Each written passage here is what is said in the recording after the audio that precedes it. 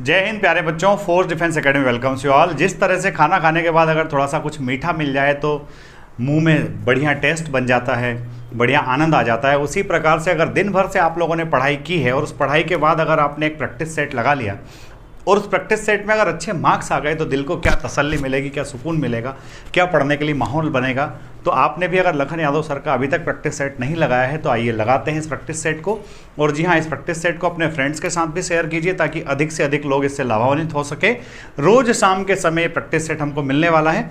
आइए हम चलते हैं क्वेश्चन नंबर 1 पर। क्वेश्चन नंबर 1 कह रहा है choose the antonym of the given word. आपको जो वर्ड दिया है इस वर्ड का आपको एंटोनिम चूज करना है बेटा। और फर्स्ट वर्ड है बेटा आपका एग्जेम्पशंस, है ना। तो आप लोग ये एग्जेम्पशंस वर्ड जो है ना बार बार सुनते हो बेटा, और ये एग्जेम्पशंस वर्ड हम बार बार कहाँ सुनते हैं मैं आपको बताता हूँ। इस एग्जेम्पशन वर्ड को हम बार बार सुनते हैं जब जीएसटी की बात आती है कि खाने पीने वाली चीज़ों को जीएसटी से एग्जेम्प्ट रखा गया है, यानी कि बाहर रखा गया है। तो एग्जेम्पशन का मतलब होता है बाहर रखना। तो बाहर रखने का अपोजिट आपको बताना है, मतलब मिलाना। तो मिलाने के लिए सही क्या होगा बेटा? देखो, लिबरलाइजेशन का मतलब तो होता है फ्री कर देना, फ्रीडम कर देना, एक तरह से लिबरल कर देना। एक्सक्लूड मतलब भी वही हटा देना, तो एक्सक्लूड एग्जेम्पशन का भाई नजर आता है। जनरलाइजेशन मतलब सामान्य कर देना। तो यहाँ पर एक सिर्फ और सिर्फ ऑप्शन बचता है जो आप सब लोगों ने आंसर पहले ही लगा दिया होगा, दैट इज इंक्लूजन। तो बच्चों पहले क्वेश्चन का एंटोनिम, एग्जेम्पशन का एंटोनिम जो है वो क्या होगा? इंक्लूजन होगा।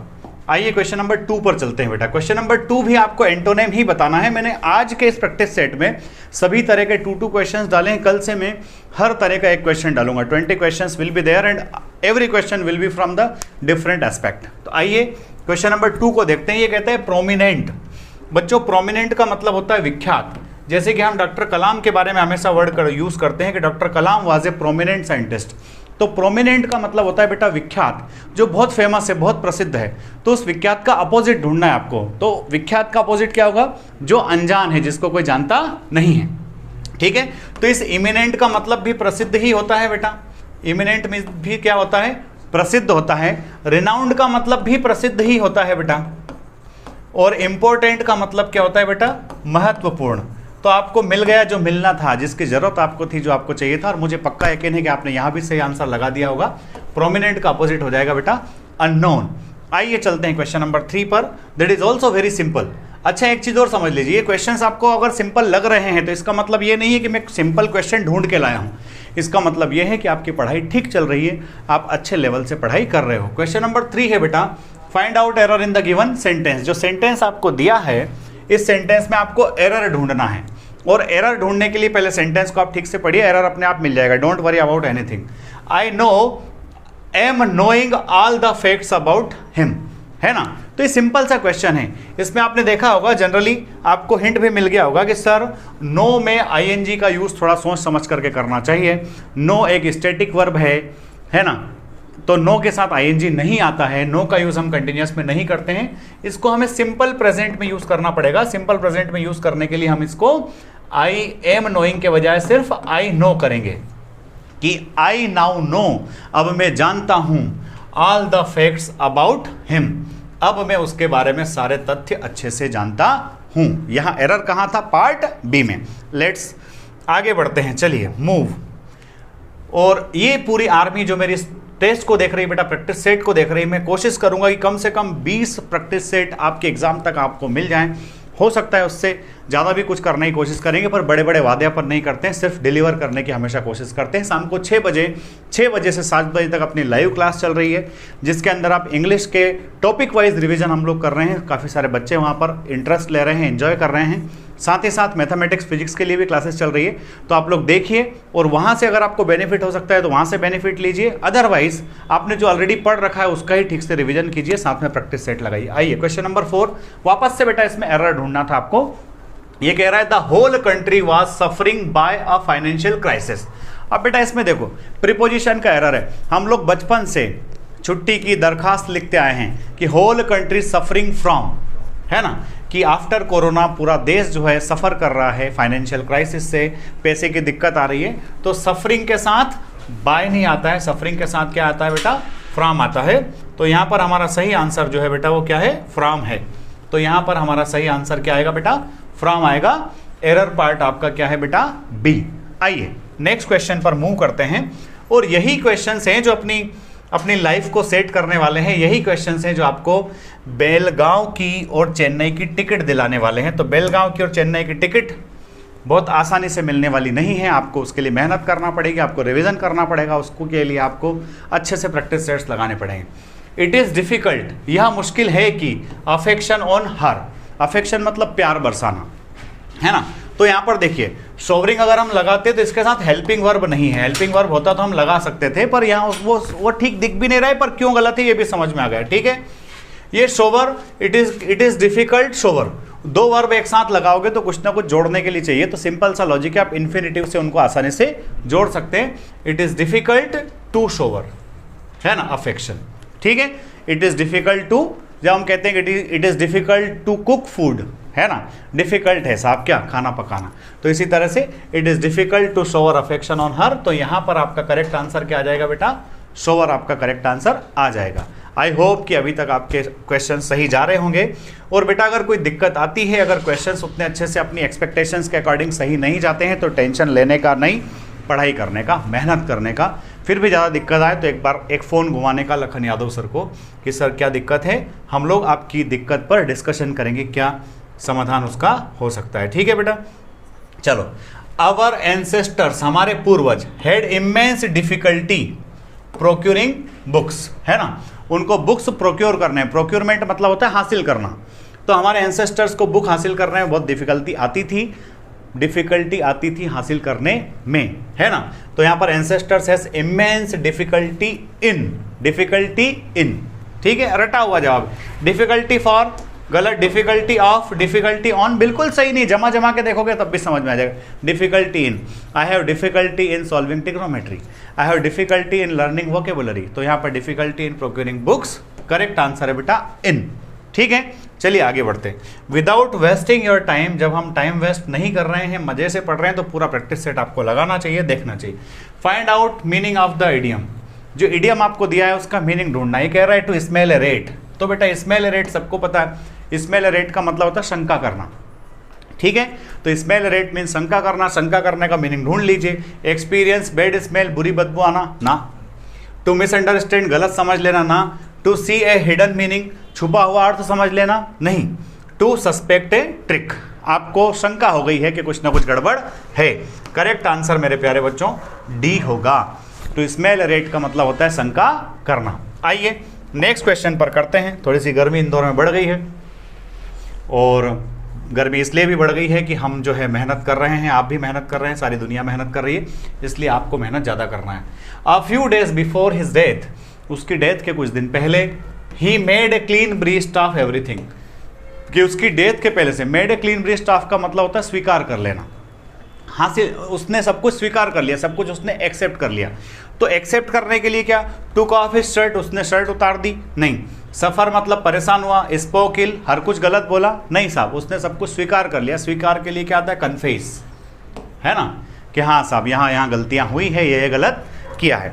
आइए बच्चों, क्वेश्चन नंबर 8 हमारा हो चुका है, क्वेश्चन नंबर 9 पर आते हैं। क्वेश्चन नंबर 9 कह रहा है इम्प्रूवमेंट ऑफ सेंटेंस, सेंटेंस को इंप्रूव करना है अगर आवश्यकता लगे तो, और अगर ऐसा लगता है कि इंप्रूवमेंट की जरूरत नहीं है, जो लिखा है वो सही लिखा है, तो फिर आप उसको नो इंप्रूवमेंट लगा करके छोड़ सकते हो। देखो, exercise is benevolent to good health, benevolent का मतलब होता है परोपकारी, एक बेनिवोलेंट पर्सन होता है। बेनिवोलेंट को आप काइंड, जेनरस, फिलेंथ्रोपिस्ट ये सब कहते हो। इस बेनिवोलेंट को कभी कभी आप अल्ट्रुस्टिक भी कह सकते हो, परोपकारी। तो एक एक्सरसाइज जो है हमारे हेल्थ के लिए परोपकारी है, नहीं, फायदेमंद है। तो फायदेमंद के लिए बेनिफिशियल, बेनिफिसेंट, बाउंटियस, नो इंप्रूवमेंट, तो सही से है, ज़्यादा दिमाग लगाने की आवश्यकता नहीं, क्योंकि वहाँ पर अपने पास टाइम की दिक्कत रहेगी। आपका सही आंसर आपको दिख रहा है, बेनिफिशियल टू हेल्थ। क्या आएगा, बेनिफिशियल टू हेल्थ, ठीक है। चलिए नंबर 10 जो है बच्चा, नंबर 10 जो है, आप इसको देखोगे, roads are wet, it must have rained last night. वो कह रहा है कि रोड गीला है, रोड कैसा है, गीला है। It must have rained last night, last night बारिश हुई होगी, लास्ट नाइट बारिश हुई होगी। तो देखो मस्ट हैव आया है, मस्ट के साथ यहाँ हेड की जरूरत है नहीं, है ना, ये मस्ट हेड की जरूरत नहीं है बेटा, मस्ट हैव से काम चल जाए। कल रात शायद बारिश हुई है, क्योंकि अभी तक उसका असर देखा जा रहा है ना। तो असर देखा जा रहा है मतलब अभी फिलहाल काम अभी निपटा है, थोड़ी देर पहले निपटा है। यहाँ माइट हैव बीन की आवश्यकता नहीं है क्योंकि ये पैसिव वॉइस का सेंटेंस है नहीं। मस्ट हैव बीन की आवश्यकता नहीं है, नो इम्प्रूवमेंट है यहाँ पर। सही क्या है? नो इम्प्रूवमेंट, क्योंकि दिख रहा है सब कुछ कि रोड गीले हैं, कल रात बारिश हुई होगी, कल रात बारिश हुई होगी। चलिए अगला है question number 11। Suman said to me, कह रहा है चेंज द नरेशन। आपको नरेशन बदलना है, तो आप जब सारी दुनिया बदलने की ताकत रखते हो तो नरेशन बदलना क्या बड़ी बात है। बच्चों टेस्ट कैसा लगा, प्रैक्टिस सेट कैसा लगा, आपको अच्छा लगा कि नहीं लगा, मजा आया कि नहीं आया, क्वेश्चंस बने कि नहीं बने, आपको कमेंट बॉक्स में जरूर लिखना है ताकि हम लोग उस तरह से इंप्रूवमेंट कर सके। कोई चीज़ ऐसी लगती है कि इसको और अच्छा करना है तो definitely will be there for you. Change the narration, narration change करने की बात कर रहे हैं। सुमन सेड टू मी, अब बेटा देखो सेड टू आया है यानी कि पास्ट टेंस है। जब पास्ट टेंस आता है तो हो सकता है आपको टेंस चेंज करना पड़े, सिर्फ यूनिवर्सल ट्रूथ को छोड़ करके। तो यहाँ तो ऐसा कुछ दिख नहीं रहा है। Did you enjoy the Olympic games in London, Suman कह रही है कि क्या आपने ओलंपिक गेम्स जो लंदन में हो रहे थे उनको एंजॉय किया। तो बेटा देखो ये पास्ट है और ये भी आपका पास्ट इंडेफिनिट है ना। जब यहाँ पर पास्ट होता है और इधर पास्ट इंडेफिनिट होता है तो पास्ट इंडेफिनिट जाता है पास्ट परफेक्ट में। किस में जाता है बेटा? पास्ट परफेक्ट में जाता है। तो ये जो पास्ट परफेक्ट में जाता है तो आप ये ढूंढ लो कि टेंस चेंज हुआ है कि नहीं हुआ, पास्ट परफेक्ट कहाँ पर दिया हुआ है। तो देखो आई एंजॉयड कहाँ है, यहाँ पास्ट परफेक्ट नहीं है। आई वाज एंजॉयड कहाँ है, तो ये एक तरह से इसने वॉइस बदलने की कोशिश की अपने को पागल बनाने के लिए, ठीक है। यहाँ पर आप देखोगे डिड आई एंजॉय, तो ये भी गलत है क्योंकि इसने यहाँ पर भी पास्ट परफेक्ट का यूज नहीं किया है। अब यहाँ पर इसने पास्ट परफेक्ट का यूज किया है। बाकी आप देख लो कि चूंकि ये इंट्रोगेटिव था, इसने एसर्टिव बनाया क्या, तो हाँ इसने एसर्टिव भी बनाया है, इसने इन्वर्टेड कॉमा हटा करके इफ का यूज भी किया है। तो 101% अपना जो सही आंसर है वो सही आंसर यहाँ पर क्या है बेटा? सी। ठीक, चलो मस्त। इसी एनर्जी के साथ, क्योंकि एनर्जी इज द, है ना, energy is the nectar of life. Energy जो है, आपकी ऊर्जा जो है वो जीवन का अमृत है। ये ऊर्जा अगर बनी रही 20 दिन बाद रिजल्ट कुछ भी हो सकता है। माई फ्रेंड टोल्ड मी, मेरे दोस्त ने मुझसे कहा, क्या कहा? This is not a good book to read, है ना। तो देखो ये टोल्ड आया है यानी कि पास्ट है, टोल्ड आया है यानी कि पास्ट है बेटा। अब जब ये पास्ट है तो इधर भी टेंस चेंज होना चाहिए और हमको पता है प्रोनाउन भी चेंज होता है, चेंजेबल वर्ड्स भी चेंज होते हैं। तो बेटा दिस का तो हो जाएगा दैट, दिस का क्या हो जाएगा? दैट, और इज का हो जाएगा वाज। तो आप देखो कहाँ दिस का दैट हुआ है और इज का वाज हुआ है, ठीक। तो ये कह रहा है my friend told me that that was not a good book to read. यहाँ पर इज दिया है, टेंस चेंज नहीं किया। यहाँ पर फ्यूचर दे दिया, यहाँ भी टेंस चेंज इसने नहीं किया। यहाँ इसने धिस को धिस ही बनाए रखा, दैट नहीं किया। फर्स्ट में इसने धिस को दैट भी किया, इज को वाज भी किया। करेक्ट आंसर आ गया मेरे प्यारे बच्चों ए। ए यहाँ पर करेक्ट आंसर है, ए यहाँ पर करेक्ट आंसर है। चलो अगला कह रहा है give one word for the given line. एक लाइन दी हुई है, इस लाइन के लिए आपको क्या करना है? इस लाइन के लिए आपको वन वर्ड देना है। तो बच्चों वन वर्ड तो सिंपल सी बात होती है, अ प्लान्ड रूट और जर्नी। जब आप एक जगह से कहीं जाते हो, वहां से कहीं और जाते हो, तो पूरी जर्नी होती है, उसकी प्लानिंग को आप क्या कहते हो? तो आप उसको कहते हो, वो प्लानिंग जो होती है उसको आप इटिनरेरी कहते हो। क्या कहते हो? इटिनरेरी। यहाँ पर इटिरेट ये गलत है, ये इटिनरेंट का मतलब होता है जो घूमने वाला है। तो घूमने वाला नहीं पूछा, उसने पूछा उस जर्नी को क्या कहते हैं, उस जर्नी की प्लानिंग को क्या कहते हैं, उसको इटिनरेरी कहते हैं। आइसोलेट मतलब तो आइसोलेटेड है, सेपरेट है, तो ये भी गलत हो जाएगा। तो आपका सही आंसर आ गया बेटा बी, इटिनरेरी। यस, करते चलिए, आनंद लेते चलिए प्रैक्टिस सेट का, क्योंकि ये आपको सुकून भरी नींद देगा, सुकून भरी ताकत देगा कि हाँ yes I am going on a good way. A man who helps a stranger or a person in difficulties is, एक ऐसा व्यक्ति जो दूसरे की मदद करता है मुसीबत में, उसको क्या कहते हैं? तो देखो बेटा यहाँ पर मर्सिनरी मतलब हो गया दयावान। तो ये दयावान वो होता है जो माफ कर दे, तो इसको नहीं बोलेंगे। स्टोइक भी इसको नहीं कहेंगे, है ना। आप इसको अल्ट्रुस्टिक सैमेरिटन, तो सैमेरिटन मतलब होता है अच्छा साथी। आप कई बार कहते हो गुड सैमेरिटन। तो यहाँ पर सही आंसर क्या है बेटा? अल्ट्रुस्टिक है। सही आंसर क्या आएगा बेटा? अल्ट्रुस्टिक। क्योंकि अभी अपन ने थोड़ी देर पहले डिस्कस किया था, अल्ट्रुस्टिक मतलब वही बेनेवोलेंट, काइंड, जनरस, फिलैंथ्रोपिस्ट। तो जो दूसरों की मदद करता है उसे क्या कहेंगे? अल्ट्रुस्टिक कहेंगे बेटा, ठीक। चलिए क्वेश्चन नंबर 14 के बाद 15 आया है और बड़ा सिंपल मजेदार क्वेश्चन है। ये कह रहा है रीअरेंज द वर्ड्स। वर्ड्स को रीअरेंज करो, वर्ड्स को क्या करो? रीअरेंज करो। यहाँ शुरुआत हुई है द इंटरनेट इज। तो अब बच्चों देखो द इंटरनेट इज कह रहा है कि इंटरनेट इज, इंटरनेट एक है, क्या है, a world wide network. Internet एक वर्ल्ड वाइड नेटवर्क है। यहां अपनी बात अपने को बनती हुई दिख रही, पर अपन पहले पूरा मिलकर पढ़ करके देख लेते। The internet is a world wide network, हाँ या ना, that should not be regulated or censored by any one country howsoever strong the temptation। ठीक है, तो मुझे तो ये लगता है, आपको पता नहीं क्या लग रहा है, पर मुझे लगता है कि इसका सही जो सीक्वेंस है वो PQRS ही है। सही सीक्वेंस मुझे जो लगता है वो क्या लगता है बेटा, PQR और S। तो क्या PQRS कहीं इसने दिया है? यस, इसने PQRS दिया है। इसमें सेकंड ऑप्शन सही है, क्योंकि वो डायरेक्ट कह रहा है कि इंटरनेट क्या है, एक वर्ल्ड वाइड नेटवर्क है, P से स्टार्ट हो रहा है, तो P से तो खैर सभी स्टार्ट हो रहे हैं। हाँ, वर्ल्ड वाइड नेटवर्क, हाँ, उसके बाद क्या, that should not be regulated, जिस नेटवर्क का रेगुलेशन नहीं होना चाहिए, जिस नेटवर्क पर किसी भी देश का नियंत्रण नहीं होना चाहिए, चाहे कितना भी बड़ा टेम्पटेशन हो। ठीक, टेम्पटेशन मतलब आकर्षण होता है वैसे तो। ठीक, चलिए, अभी हमारा क्वेश्चन था, क्वेश्चन नंबर 15 के बाद क्वेश्चन नंबर 16 है। द प्रेसिडेंट, है ना, राष्ट्रपति महोदय, प्रेसिडेंट साहब, क्या हुआ, from Tokyo, Tokyo, where he, नहीं, हैड बीन मीटिंग, नहीं, come back, yes, the president came back, president वापस आ गए, कहां से, from Tokyo, president came back from Tokyo, SP, है ना, वहां क्या कर रहे थे, where he had been meeting, किससे, अदर वर्ल्ड लीडर्स। ठीक है, तो R से 6 मिला दो, S से शुरुआत कर दो, SPQR, कहीं है क्या SPQR? Yes, this is the option SPQR। बच्चे ये ना कह दे कि सर आप खड़े थे हमको ऑप्शन नहीं दिखा। ठीक है, तो देखो ऑप्शन तो तब देखना चाहिए बेटा जब बने ना, पहले तो खुद से मर्जी से बना करके देखना चाहिए, क्योंकि खुद की मर्जी से अगर बना लिया और अगर वो जो बनाया है वही ऑप्शन में मिल गया, इसका मतलब कहीं ना कहीं काम बनता नजर आता है। यस, आगे बढ़ते हैं बेटा, क्वेश्चन नंबर 16 के बाद question number 17, choose the correctly spelled word. बेटा अपना फोर्स डिफेंस एकेडमी का एक मोटिवेशनल चैनल भी है, जिसमें मेरे ही कुछ छोटे छोटे किस्से वहाँ पर रहते हैं। बहुत बड़ा मोटिवेशनल स्पीकर तो मैं नहीं हूँ, पर कई बार बच्चों की परेशानियों को सुलझाने की कोशिश करता हूँ। चैनल का नाम है FDA मोटिवेशन।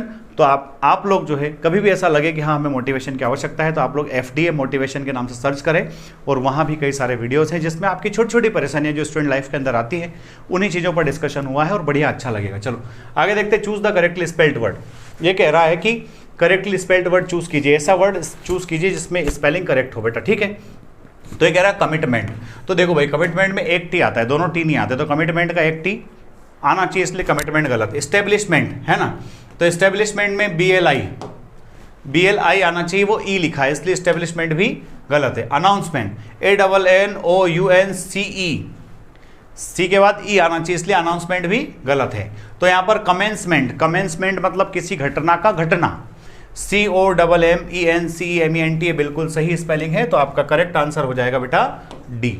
करेक्ट आंसर आपका क्या हो जाएगा बेटा, डी। यस, पूरी आर्मी मेरी एंजॉय करना चाहिए इस चीज़ को, और ये सिर्फ आपके लिए स्पेशली बेटा। ठीक है, चलो अब अगला देखो, इसका भी आपको सही स्पेलिंग ही चूज करना। वो कह रहा है एंटरप्रीनियरशिप, लीडरशिप, स्कॉलरशिप और पार्टनरशिप। ठीक है, तो आप सारी स्पेलिंग्स को मन में बोल करके देखिए, मन में बोलने के साथ यहाँ मैच करके देखिए। पार्टनरशिप PARTNER है ना, तो PARTNER, तो यहाँ ई नहीं है, ए है, इसलिए गलत हो गया। ठीक है, SCHO, स्कॉलर अपन खूब पढ़ते जब एंटोनिम्स में पढ़ते, स्कॉलर मतलब होता है विद्वान, तो SCHOLAR स्कॉलरशिप, तो इसलिए ये भी गलत हो गया। लीडरशिप, तो लीडर में तो इसने आर ही गायब कर रखा है, इसलिए लीडरशिप भी गलत है। कई बार क्या होता है, बच्चा देखेगा एंटरप्रीनियरशिप ऊपर वाली स्पेलिंग को मिलाने की कोशिश करेगा, गड़बड़ हो सकता है। जनरली अपन जब छोटी क्लास में रहते हैं, छोटी क्लास में क्या, हम लोग जब फाइनल ईयर में थे, एंटरप्रीनियरशिप का कोर्स भी होता था, उसको करना पड़ता था, तो उसको ऐसे बोल ENTREPRE है ना, ENTREPRENEURSHIP, तो एंटरप्रीनियरशिप ही यहाँ पर आपकी स्पेलिंग सही है बेटा। तो करेक्ट आंसर आपका हो गया बेटा ए। 18 में क्या आएगा, ए। ठीक है, चलो देखिए, इतना फास्ट, इतना फॉरवर्ड, और सारी चीज़ें डिटेल डिस्क्रिप्शन के साथ। ऐसा नहीं कि अपन सिर्फ सही सही पे टिक लगा दे रहे हो, इसका ये होगा, इसका होगा, बिल्कुल नहीं। सारे क्वेश्चन को डिस्कस कर रहे हैं, साथ में आपका टाइम भी कम लग रहा है। तो आपको रेगुलर बेसिस पे रोज 10 बजे ये प्रैक्टिस सेट्स मिला करेंगे। You should enjoy. Choose the synonym of the given word. वो कह रहा है कि जो वर्ड दिया है इसका सिनोनिम ढूंढो। ये कह रहा है बेटा लेटेंट। बेटा लेटेंट कि कोरोना जो है ना किसी के शरीर में घुस जाता है, उसके 7 दिन बाद दिखाई देता है, तो लेटेंट का मतलब होता है छुपा हुआ। लेटेंट मीन्स क्या होता है, छुपा हुआ। अब छुपा हुआ के लिए ढूंढो जरा। एक्सपोज मतलब तो बाहर आ जाना, एक्सपोज हो जाना, सामने आ जाना, रिवील हो जाना एक तरह से। ऑब्स्ट्रक्ट मतलब वही बाधा, हिंडरेंस। ठीक है, कंफ्यूज मतलब वही पजलमेंट। ठीक, तो तो सही आंसर लेटेंट के लिए क्या आ जाएगा बेटा? हिडन। और जी हाँ, अपना 20वां क्वेश्चन आपके सामने आ रहा है स्क्रीन पर। ये क्वेश्चन करे बिना कोई बच्चा जाएगा नहीं। और एक बात और, प्रैक्टिस सेट करने के दौरान आपको कैसा लगा कमेंट बॉक्स में ज़रूर लिखें। चैनल को लाइक, शेयर और सब्सक्राइब करना ना भूलें। आखिरी क्वेश्चन आपके सामने है, ये देखिए क्वेश्चन नंबर लास्ट आपका है बेटा। ये कह रहा है ड्विंडल, है ना। तो ड्विंडल का मतलब होता है बेटा किसी को कमजोर कर देना, किसी को कम कर देना। ड्विंडल कर दिया, उसकी शक्ति को सरकार ने कम कर दिया। यस, तो ड्विंडल मतलब कमजोर कर देना बेटा। तो फ्लोरिश मतलब तो हो जाता फलना फूलना, एकदम से डेवलप कर जाना। ग्रो मतलब भी वो ग्लो और फ्लोरिश एक दूसरे के भाई भाई दिखते हैं, है ना। इंक्रीज मतलब भी ये सब कुछ एक पूरा परिवार आया हुआ है। तो ड्विंडल का मतलब होता है कमजोर करना। अब आप एक चीज़ और ध्यान रखो बेटा कि ग्रो मतलब भी बढ़ना, इंक्रीज मतलब भी बढ़ना, फ्लोरिश मतलब भी बढ़ना। तो अगर आपको कंफ्यूजन कहीं होना तो आप लोग ऐसे टिकड़म लगा लेना भाई कि ड्विंडल ये सब नहीं आएगा, करेक्ट आंसर है आपका डिक्रीज। ठीक है, चलो तो ये था हमारा आज का प्रैक्टिस सेट। कल फिर मिलेंगे बराबर 10 बजे। आप लोग भी हमारे साथ बने रहिए। आज के लेक्चर में इतना ही, कल फिर मिलते हैं। जय हिंद, जय भारत, इंकलाब जिंदाबाद, भारत माता की जय।